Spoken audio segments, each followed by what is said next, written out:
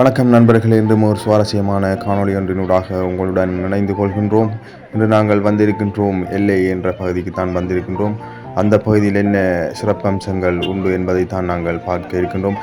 இந்த எல்லை பகுதியானது எங்கே இருக்கின்றது என்று பார்த்தீர்களானால் பதுளை மாவட்டத்தில் தான் அமைந்திருக்கின்றது. இந்த பதுளை மாவட்டமானது ஊவா மாகாணத்தில் அமைந்துள்ளது. இது ஒரு பதுளை மாவட்டத்தில் அமைந்த ஒரு சிறிய நகரம்தான் இந்த எல்லை. சுற்றுலா பயணிகளை மிகவும் கவர்ந்த இந்த எல்லை பகுதிக்கு தான் நாங்கள் வந்திருக்கின்றோம். தற்போது நாங்கள் சென்று கொண்டிருக்கின்றோம் ராவண நீர்வீழ்ச்சி என்று அழைக்கப்படும் அந்த ராவண வாட்டர் ஃபால்ஸ். அதுக்கு தான் நாங்கள் தற்போது சென்று கொண்டிருக்கின்றோம்.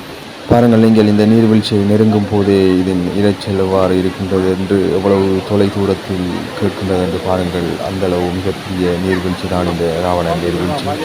இதோ நாங்கள் அண்மித்துக் கொண்டிருக்கின்றோம் ராவண நீர்வீழ்ச்சியை.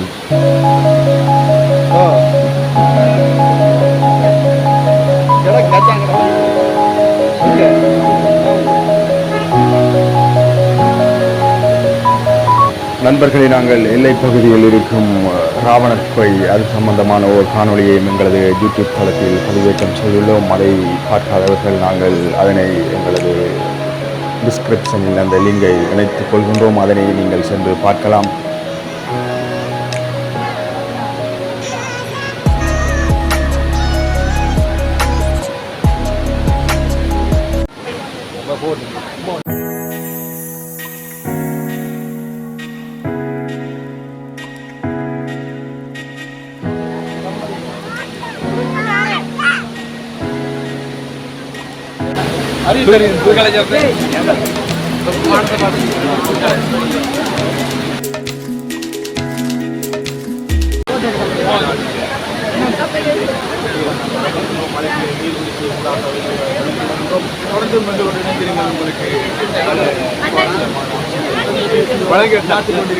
அதுக்கு முதல்ல சேனலை லைக் பண்ணுங்க, ஷேர் பண்ணுங்க, சப்ஸ்கிரைப் பண்ணுங்க, மறக்காம பெல் பட்டனை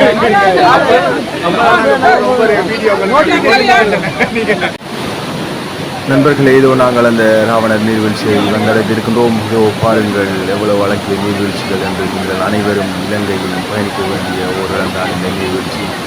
இங்கே வந்து உல்லாச பயணிகளும் அதிகமாக வந்து கொண்டிருக்கின்றார்கள். அதை நீங்கள் இந்த காணொலியை தொடர்ந்து பார்த்துக் கொண்டிருக்கும் போது நீங்கள் பார்த்திருக்கிறீர்கள். மேற்கொண்டு நீங்கள் அதனை பார்க்கக்கூடியதாக இருக்கும்.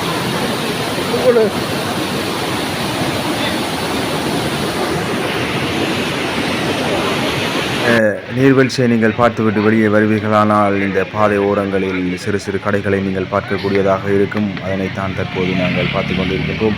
விலைகள் சற்று அதிகமாகத்தான் இருக்கும். அவர்கள் வெளிநாட்டவர்களுக்கு ஏற்றாற்போல், இந்த இடத்திற்கு ஏற்றாற்போல் அந்த விலையை நிர்ணயித்திருக்கின்றார்கள்.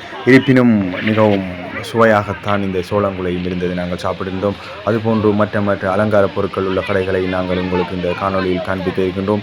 தொடர்ந்தும் பாருங்கள். விலை சற்று அதிகம் என்றாலும் அந்த வேலைப்பாடுகள் மிகவும் அருமையாக இருக்கும். நீங்கள் இலங்கையில் எல்லா இடங்களிலும் இந்த அழகிய வேலைப்பாடு மிக்க பொருட்களை பெற்றுக்கொள்ள முடியாது. இவ்வாறு நீங்கள் சுற்றுலாக்களை வரும்போது தான் அதனை பெற்றுக்கொள்ளக்கூடியதாக இருக்கும். பாருங்கள், அதனை உங்களுக்கு காண்பித்துக் கொண்டிருக்கின்றோம் இந்த காணொலியில்.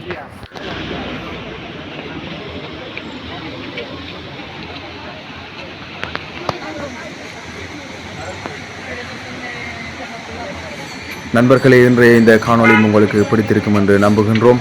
புதிதாக எங்களது சேனலை பார்த்து கொண்டிருப்பவர்கள் மறக்காமல் சப்ஸ்கிரைப் செய்துவிட்டு செல்லுங்கள். மீண்டும் உங்களுடன் நல்லதொரு காணொளியினூடாக சந்திக்கும் வரை விடை பெற்றுக் கொள்கின்றோம். தொடர்ந்து எங்களது யூடியூப் சேனலோடு இணைந்திருங்கள் நண்பர்கள். நன்றி, வணக்கம்.